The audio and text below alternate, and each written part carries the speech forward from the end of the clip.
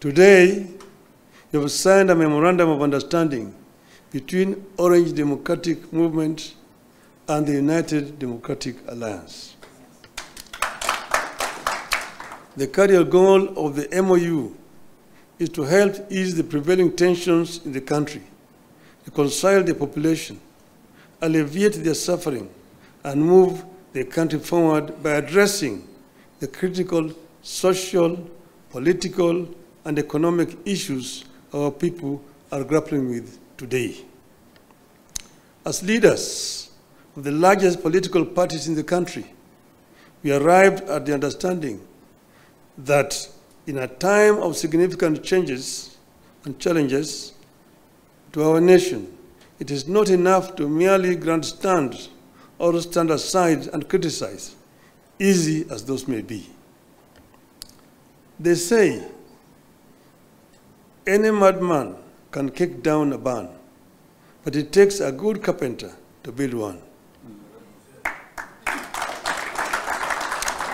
We have agreed to help build a barn for our country, rather than merely kick down what we have. We have agreed to use our parties as a broad platform, bringing together various voices, opinions, and concerns to address the critical challenges facing the country through a formation that is truly national and inclusive in outlook. A core problem we agreed to prioritize is youth unemployment and resulting hopelessness that has made them easy fodder in political contests in which there is nothing tangible for them. In this MOU, we agree to embark on steps to realign the country's economic, social, and political priorities to address the youth agenda that has progressively fallen behind in the last 62 years of our independence. Through this MOU, we commit to uphold the Constitution, the rule of law, and respect for human rights. Importantly, we pledge to tackle unemployment, cost of living, crippling poverty, inequality, and failure of the institutions that have been eroded by inefficiency and corruption over the decades, making them unable to deliver to Kenyans. We seek a more equitable country in which all peoples of all backgrounds are included in the enjoyment of socio-economic benefits and are equal members of one indivisible nation. All Kenyans must feel that they belong here by right and the right to access, without any form of discrimination, whatever Kenya has to offer. We commit to protect and to strengthen devolution as a machinery for ensuring a more inclusive development across the country. In this regard, we will be tabling a proposal that the unbundling of functions that has been recently concluded, counties should get not less than 450 billion shillings in the 2025-2026 financial year. We will also seek the faithful flow of funds to political parties, being vehicles for the channeling of hopes and aspirations of the people. We will use this platform to revisit the constitutional provisions on leadership and integrity, corruption in public life, fundamental freedoms like free speech, protests and assembly, and preservation of the rule of law. We recognize that many of the issues this country is struggling with are as old as the country itself. It will take mutual trust between leaders and the creation of a conducive environment for them to be tackled with honesty and objectivity in a broadly constituted formation. As leaders of our parties, we commit to hold regular consultations on pressing issues, exchange expertise, and information on the best practices in the governance of the Republic of Kenya and facilitate and participate in public activities of interest to the people of Kenya that relate to their problems. We make it clear that the memorandum we have signed today does not define the formation of a political coalition between ODM and UDA. However, its successful implementation could inform the basis of steps toward the establishment of a broadly constitutive and progressive formation for a stable country in future.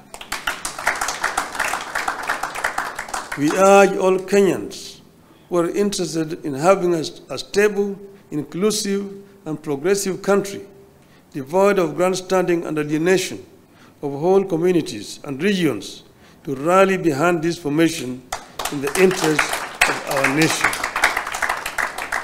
God bless Kenya. Thank you. Some people ask me, why did I decide to run for that position?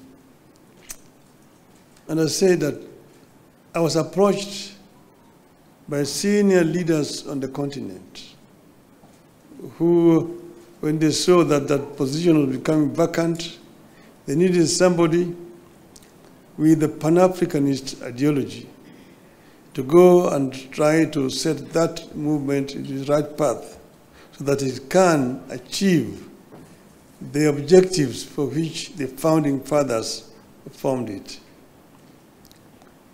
So they then sent the former Nigerian president, President Obasanjo, to me to come and persuade me to run. And after a lot of soul searching, I made a decision. And some of you will have seen me with President Obasanjo on my side when I announced that I was going to run for the position of African Union chair. I did not expect to be supported by the Kenya government. But out of blues, President Ruto announced that he will support my candidature. I thought this is a better way to get rid of him. Good riddance.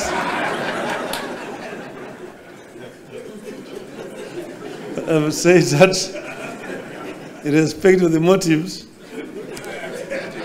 he actually was genuine because he followed that announcement by giving full support to my candidature.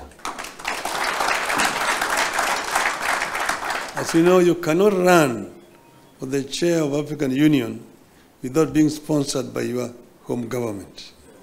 You cannot just sit somewhere there and say, Mimi ni Professor Kithure Kindiki, I want to be a chairman of African Union. You will not even be seen. Your name must be presented by a government official through the embassy of Kenya in Addis Ababa. And this they did. And not only that, they put also the machinery behind my campaign. And President Ruto himself called various presidents and made appointments for me, and also persuaded them to support my candidature. He himself invited a president from East Africa, here in Nairobi, to basically adopt me as a candidate for the Eastern region. And this they did. So Kenyan ambassadors in all those foreign countries were also informed and that they would support my candidature. And whenever I went to, they received me at the airport, took me to the hotels, and also took me to meet with the president. I was able to meet more than 40 presidents on the continent.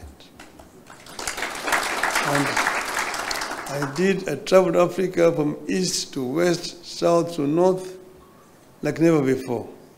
As you know that I have been the high representative of the AU on issues of infrastructure. So I'm not actually strange to these issues, I mean to the continent.